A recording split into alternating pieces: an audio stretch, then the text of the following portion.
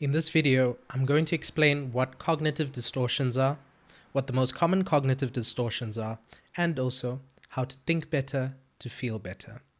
Welcome to Become Your Own Therapist. I've recently started doing lectures on the most important information I think people need to know to live a better life. That comes straight from the psychological science. So if you're here for the first time, welcome. And without any further ado, let's get into today's topic, which is cognitive distortions.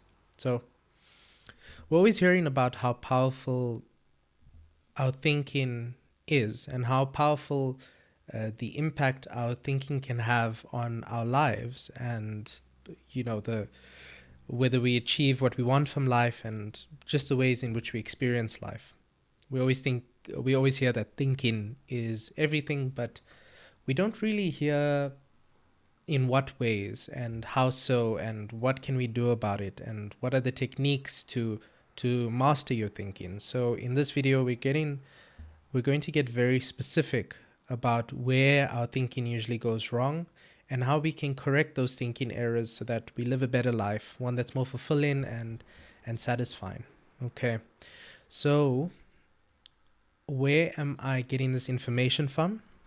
It was literally in a chapter called Current Psychotherapies. I lectured from this textbook when I lectured honors students in psychology, and so it's a very reliable source of information. And this chapter was actually written by the guy who created cognitive behavioral therapy.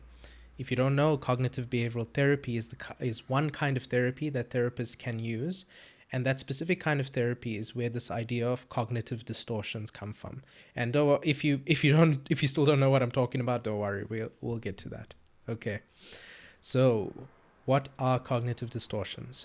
Well, they are systematic errors in reasoning that occur especially during times of emotional distress.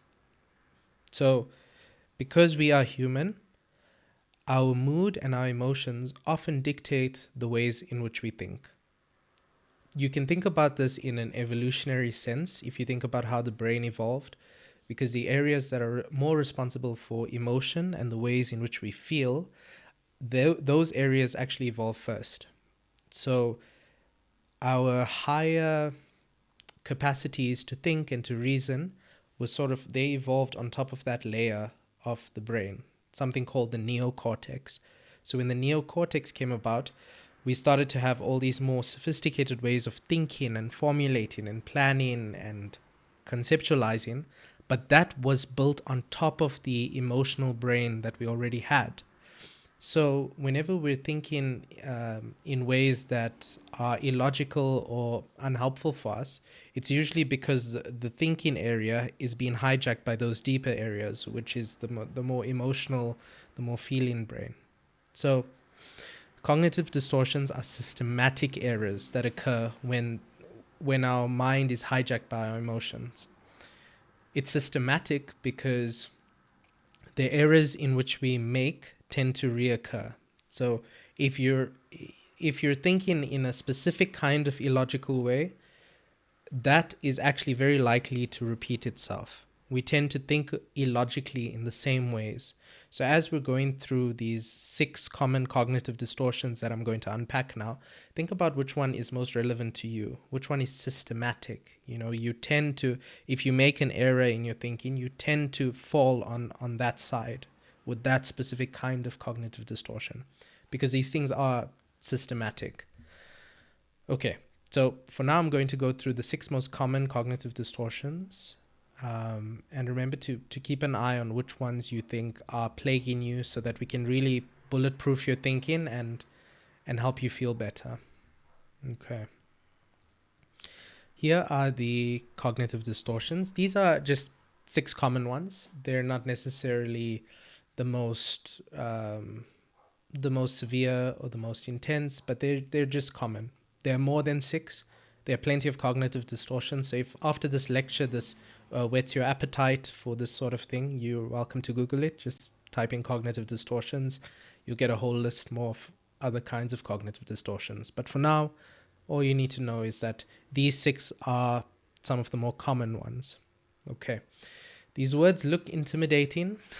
I mean, if I just take a read through it first, arbitrary inference, selective abstraction, overgeneralization, magnification and minimization, personification, dichotomous thinking.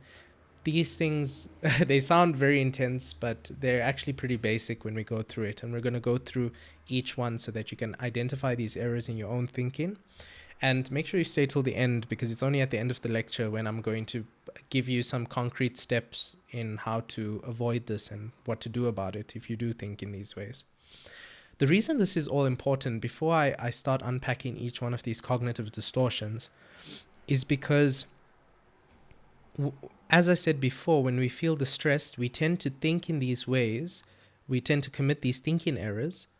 But the problem is, when you commit these thinking errors, those thinking errors can actually make your mood feel worse. So you end up in this vicious cycle where your thinking errors are caused by your negative emotion, and then the thinking errors cause more of the negative emotion. And then the negative emotions cause you to think in these erroneous ways. So that's just something to think about. Cool. So we are going to dive into these cognitive distortions now, and we're going to start with the first one, which is arbitrary inference. One way to think about arbitrary inference is a common phrase that we use, which is jumping to conclusions. Arbitrary inference is all about drawing a specific conclusion without supporting evidence.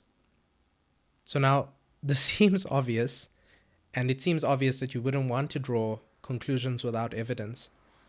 But really take a moment to just think about how many conclusions you, on a daily basis, draw without any supporting evidence.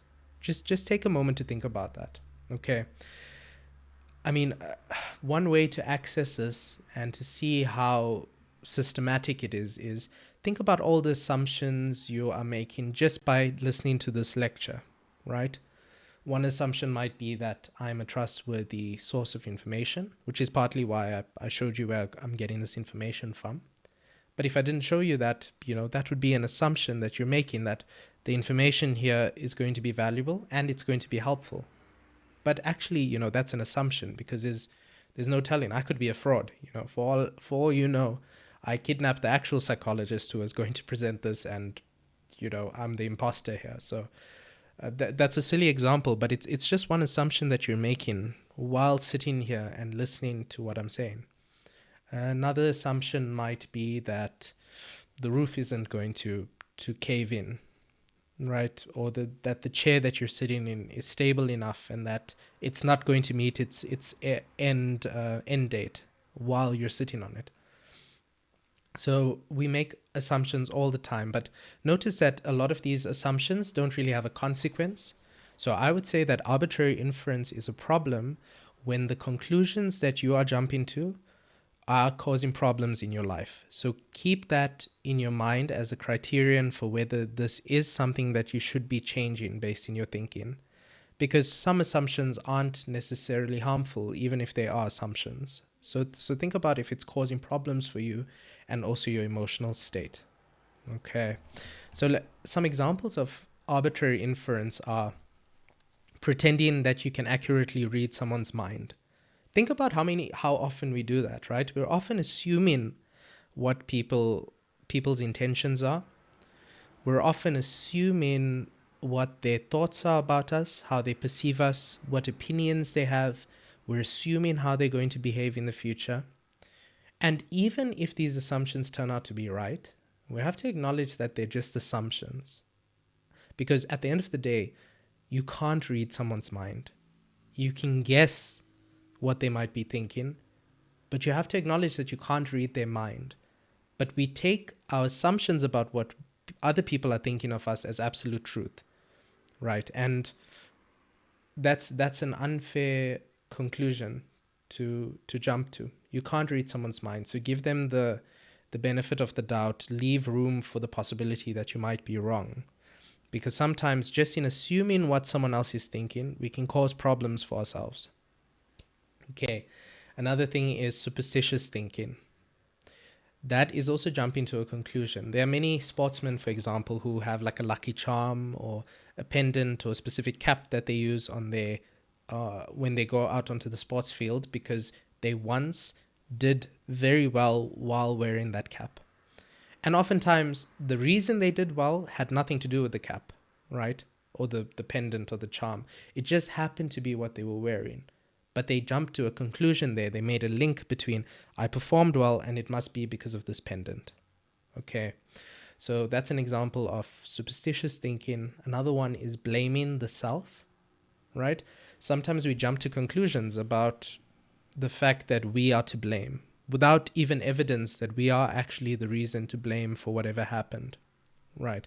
An example of that is if you have the thought that everyone thinks I'm a loser. Let's say you have that thought. Everyone thinks I'm a loser. Firstly, did you ask everyone? Did you send out a survey? Was this in the government census data? Where are you getting this idea from, right? Everyone thinks I'm a loser. That, according to CBT, is a cognitive distortion because, firstly, there's no way to know what everyone is thinking. And secondly, some people might not think that, right? Some people might, but others won't. We all have different preferences in terms of, what we value or what we like in other people. But if you are just jumping to that conclusion, you're making an arbitrary inference. So you're arbitrarily deciding what other people think of you, and you're arbitrarily deciding that everyone thinks that of you. Maybe they don't, right? Another thing is the fortune teller error, which is assuming that you can predict the future. So an example of this is if you've ever been in a plane and you think, oh goodness, the plane, might crash. Yeah. If while you're on it, you have the thought, what if this plane crashes, right? That's a cognitive distortion because you're jumping to a conclusion there that doesn't have much evidence to it. If you actually look to the evidence, plane crashes are a lot less frequent than car accidents. And that's even taking into account that there are many more people who are driving in cars on a daily basis. Even if you take that into account, planes are still a lot more safe. So you're jumping to a conclusion there because you feel anxious. So the anxiety is hijacking that part of your thinking. And so you're thinking in the flavor of anxiety. So you need to be aware of that when it happens, that this isn't likely that the plane's going to crash, but it's just my brain thinking in the flavor of anxiety in this moment. Okay. So let us go on to the next cognitive distortion, which is selective abstraction. Selective abstraction is when you take a detail, you focus on a detail, but you focus on that detail out of context. This is paying attention to a small part of the picture, not looking at the bigger picture. This is all ways of describing it, right? And it should be obvious that this is an error, but, oftentimes the details only make sense in the bigger context. If you just think about this logically, looking at a small detail without the context can often lead to problematic conclusions, right? If I told you that I spend a lot of time alone in a room with little boys and girls, you could look at the details of what I'm saying there outside of the context that I'm a psychologist and that I help people. So you can't hear that detail without knowing the context of me being a psychologist because you'll draw the wrong conclusion about what's going on. So do you think you make this error? Let's see. What's some examples? So here's an example. Focus in on the one critical remark on a feedback form. Tell me you haven't done that before, right? You get a report card, you get feedback from work, someone says nice things about you, but they mention one thing that's a bit critical, and then you sort of hone in on that thing. What psychologists would say at this point is that you are selectively abstracting. So this is the cognitive distortion of selective abstraction because you've taken that detail out of context. You can't get distinctions for all your modules get a 50% on one of your modules, and then decide that you are a failure because you are looking at that detail outside of the bigger picture. You have to keep the bigger picture in mind because that gives you the full information of what's going on, right? Another example of this is feeling like you've ruined your diet if you've eaten a piece of cake, for example. But up to that point, you had been, I don't know, drinking green smoothies the whole time. You can't take that detail of the cake out of the context of the fact that you've been having green smoothies this whole time and you've been doing so well and you've been eating nutritiously and healthily and you've eaten on time. If you focus only on the cake, you are selectively abstracting and jumping to the conclusion that you have ruined your diet, which is clearly not the case. Okay. Another example of this is feeling that you are lazy for not working on a day where you are running on 3 hours of sleep. So you've drawn a conclusion, you're thinking problematically about your character because you're making a character judgment and saying that you are lazy without taking the context into account of having gotten 3 hours of sleep on that previous night. That is context that matters, because if you don't sleep too well, you're going to struggle to focus. But a lot of people become hard on themselves because they think in this problematic way of not looking at the context, only looking at the detail here being, I can't focus on my work, right? I can't focus on my work, therefore I'm lazy. But then you look at the bigger context, why can't you focus on your work? Because you got 3 hours of sleep, right? So very important to look at the bigger context. And that's what selective abstraction is all about. Now, the third cognitive distortion here is generalization. Generalization is creating a general rule from a few isolated incidents. Let me go into the examples so that you can see what I mean. An example here is, because I failed once, I will keep failing. Or even because I failed twice. Or even I've failed 3-5 times. Just because you failed 3 to 5 times does not mean you're going to keep failing. Okay, you've come up with a general rule now.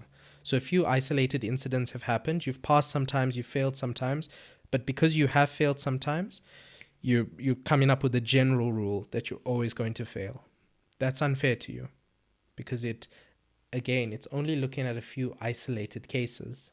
It's like cherry picking, right? So I can tell you like a personal story here. When I was trying to get my driver's license, I remember not getting the parking right at the beginning stages of the licensing test, and I failed. And then the second time I went for my license, I think I crossed a solid line, and then I failed there. And then it was only on the third time that I got it. But if I had made a general rule out of those two first incidents where I failed, and said, okay, on instance 1 I failed, on instance 2 I failed, therefore I will always fail, and I made that general rule, I wouldn't have my license today. I wouldn't be driving around because I had decided that there was a general rule here, and I had drawn up that general rule only from a few isolated incidents. So you can see it's very important not to draw these general rules, and it's something that you can think about for yourself. Where have I made general rules about my life or about the kind of person I am? Where have I made these general rules just based on a few experiences that I had? Just 1 or 2 or 3 or 4. I've just taken those experiences and I've made this ultimate conclusive statement about who I am, what I'm capable of, where my life is going to go. Okay, so something to keep in mind. Another way to identify if you overgeneralize is if you use terms like never, always, everybody, nobody, these extreme statements, right? Always, never, everybody, those statements that jump to the extreme case, that's usually a sign that you are overgeneralizing. Okay, because nothing is that certain. Some things are very certain, but nothing is that certain. It's not even certain that the sun will rise the next day. You can't say the sun always rises in the morning because, I don't know, a comet could hit the earth and stop its rotation, or, whatever else, whatever could happen. But look, I'm not an astronomer. Don't take my word for this whole comet situation. But the point is that if you're saying never, or if you're saying always, or everybody, or nobody, and you use terms like that very often, then you're probably making general rules about things. So the last example here is, and this example shows you that overgeneralizing can sometimes be protective, is when people go through a traumatic experience, they often encounter an avoidance within themselves of that situation. Someone gets into a car accident, they don't want to get into cars immediately afterwards. And that avoidance is protective, okay, but sometimes it's maladaptive. So you have to think about whether the general rule that you've made now, that if I'm in a car, I'm going to get into a car accident, you have to think about if that's stopping you from living the kind of life you want. So that is overgeneralization. We're moving now on to magnification and minimization, which is seeing something as far more significant than it is, which is magnification, or seeing something as far less significant than it actually is, which is minimization. Another way of putting this is turning moles into mountains, turning molehills into mountains, or turning mountains, or turning, I forgot what order I said that, but I think you get the point. Okay, so it's seeing things as less significant than they actually are, or more significant than they actually are. Okay, so just pause for a second. Think about if you have done this in your own life. Has some tragedy befallen you that you haven't given the due weight to? Has something really bad happened and you just assume that you have to continue as usual? Or the reverse, has something small happened, but to you it felt really big, right? Just think about that for a second, and then as you're thinking about that, I'll go through some examples. If you have the thought, some people out there have it worse than me, that could be minimization. That could be the cognitive distortion of minimization, because that thought, the function of that thought, is to try and minimize the significance of what actually happened. Because just because someone has it worse than you doesn't mean that what you went through isn't big. I had a client who they had gotten divorced at the same time as their sibling, but their sibling was in a longer relationship, and so their pain was just minimized because of that. Right. That's minimization, because just because your divorce happened after 3 years doesn't mean that it doesn't hurt. Just because your sibling got divorced after 6 years, right? A 3-year living with someone for 3 years and developing a routine together and building life together, thinking about a future together, and then suddenly losing that can be very painful. And if you're thinking in that moment, some people have it worse, so it's fine, then you could be minimizing the pain.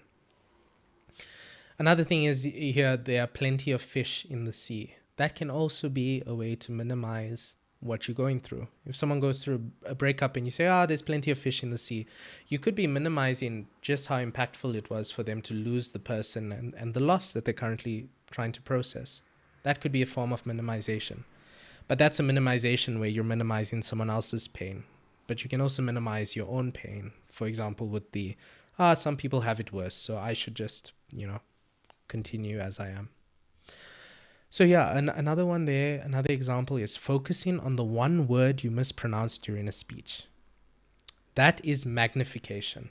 Because if you mispronounce one word during a speech in which you spoke about 1,000 different things, the audience is really not going to find that very significant.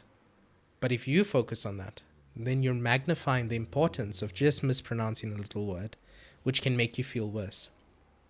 That's an example of how a thinking error feeds back into the emotion. You now have more anxiety about that mistake that you made. Another example there is thinking people will care about a small pimple on your face. Again, that's magnification, because to you it feels big, and when you look in the mirror, the pimple is probably all that captures your attention. But in reality, when someone looks at your face, it's just a small part of what's going on. There's a whole lot of other stuff going on, right? There are eyes and a nose and a mouth and facial expressions. And outside of that, there's your body. And outside of that, they're not just looking at you, they're looking at other people. But to you, the pimple is magnified.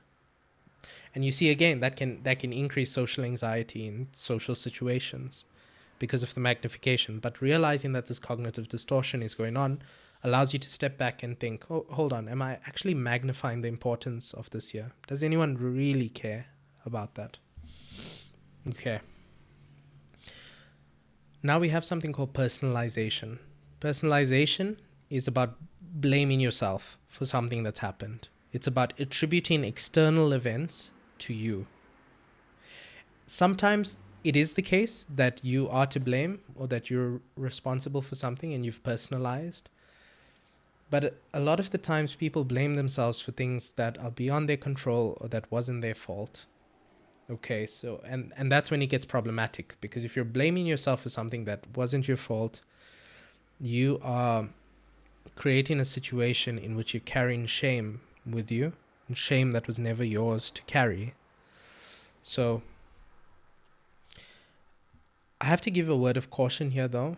One important point here is that some people personalize too little. So some people don't take any responsibility for anything they do. So some people externalize too much. Personalization is about people who internalize too much. So just think about what the pattern is for you. Do you tend to internalize? Do you tend to take too much responsibility, or do you tend to take too little? Because some people take very little responsibility, where if they've done something wrong, they'll say, but that person should have done this, or I'm not to blame, So evading responsibility. Remember, this is only for people who internalize too much. They take too much responsibility. Here are some examples. Feeling targeted.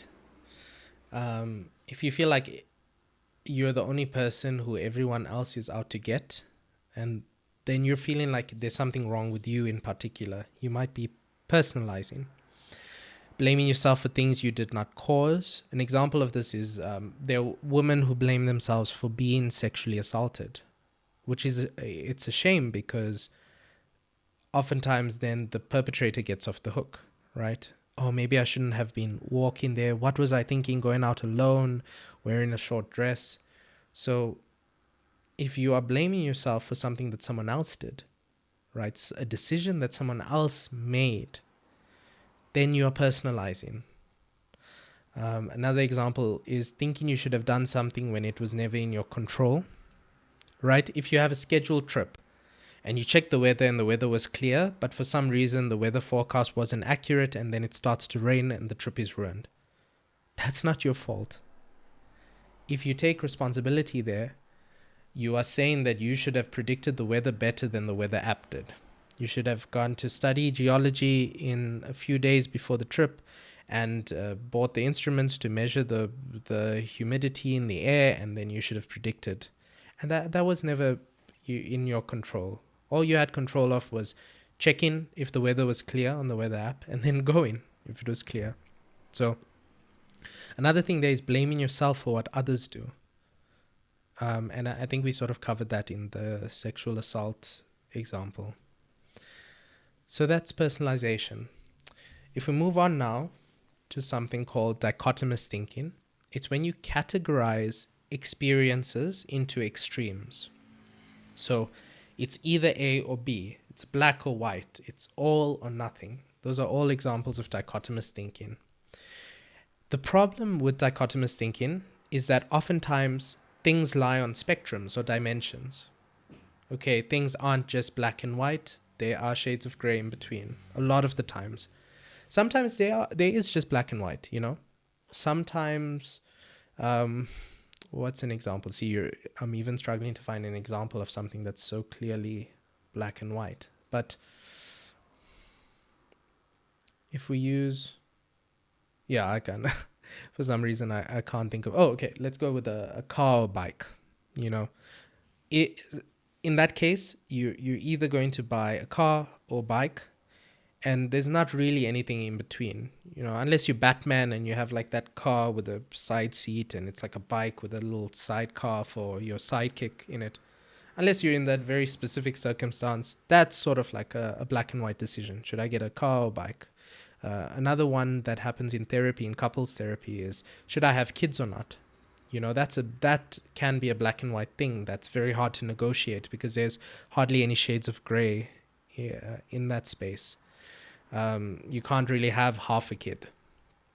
So, but other than these isolated incidents where things are really dichotomous, where things are black and white, most of the time human experience is, you know, shades of gray. Um, and if you think in black and white ways, it can cause you to be unempathic toward people because you see the world as good and bad and as villain and hero, and you tend not to see the subtleties and all the shades of gray and all the nuances in life. Cool. So let's get into some examples here. Something I just mentioned, seeing people as saints and sinners. Thinking in this way can cause problems because it means that people are either all bad or all good to you, meaning that you'll have unstable relationships. We see this in a condition called borderline personality disorder, where if someone sees people as saints or sinners, they struggle to maintain relationships because as they can love someone until that person does one thing wrong, then suddenly that person is a complete villain rather than someone who did lots of good things and then did one bad thing. Okay, so it can cause unstable relationships. Sometimes people who think in this way, they also date lots of people in a row. We call them serial monogamous, and you know, so that's often because they idealize the person in the beginning and then they start to devalue them over time. So they go from up here to down here and then they move on to the next person. They find their next saint, right? So not good for your relationships, not good for your emotions as well. If you're thinking in black and white, then your emotions will also be black and white. You know, you'll go from totally happy the one day to totally sad the next. Another example of this is success and failure. Oftentimes things aren't success and failure. People, you know, some people who are high academic achievers feel that if they don't get a distinction, they're a failure. But that's not even what a fail means. Fail means 40% or 30% or whatever the fail mark is at your institution. That's not a fail, but they make it a success or fail, right? I got 74% instead of getting 75. And if I got 75, I'd get the distinction. And the distinction is all good and not distinction is all bad. But 75 and 74, I mean, really, that's, you know, there's not much difference between those two. But you'll be hard on yourself because of this cognitive distortion. Okay. Another one is I am beautiful or I am ugly. Chances are you're probably not just beautiful or not just ugly. Chances are there's a whole spectrum of people who see you in different ways, who see you as more attractive or less attractive, or who you appeal to a bit more or a bit less. You see, it's very nuanced. But, I mean, think about it. How many of us decide that I am unattractive? Or I am attractive and everyone should love me? That's black and white thinking. If you think in terms of good and bad foods as well, we know through research on eating disorders that people who think that these are good foods and these are bad foods, right? Not this is slightly more nutritious or this is slightly more filling or I like the taste of this more, but this is good and this is bad and I should only eat that and not eat this. People who think like that end up yo-yo dieting, where they diet for a bit and then the diet crashes and then they binge and then they go back to the diet and then they extreme and it's only these foods, and it's just not a sustainable strategy for healthy eating. So something to look out for, good and bad foods. And another is prejudice against groups can occur with dichotomous thinking, because my group is good and anyone outside of my group is bad in some way. Here, the dichotomous thinking works at the societal level and it can create really problematic situations in society. So, some food for thought.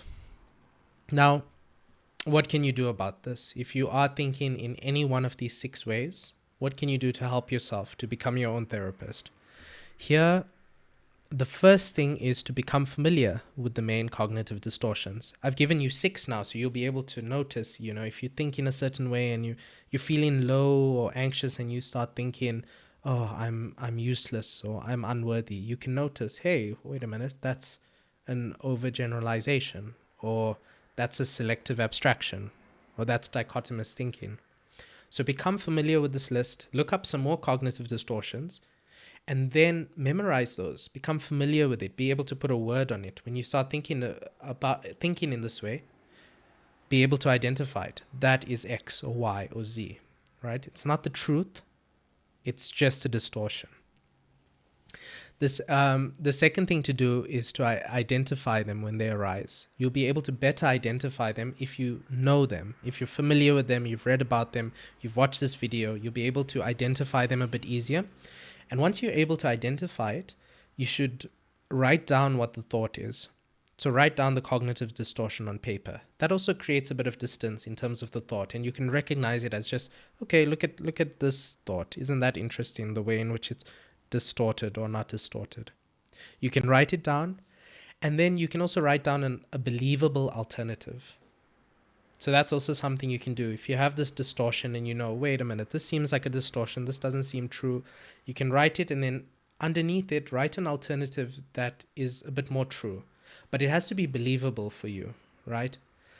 So, for example, if you feel like a failure after getting 74% instead of 75, write down, I feel like a failure.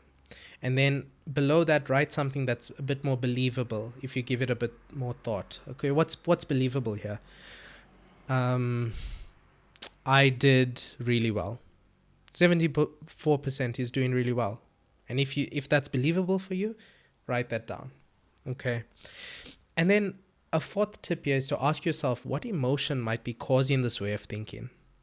Because if you feel like a failure, chances are you're feeling unworthy, you're not feeling good enough, you're feeling insecure, you're feeling lack of confidence, you're feeling sad, or you're feeling hopeless, or you're feeling helpless.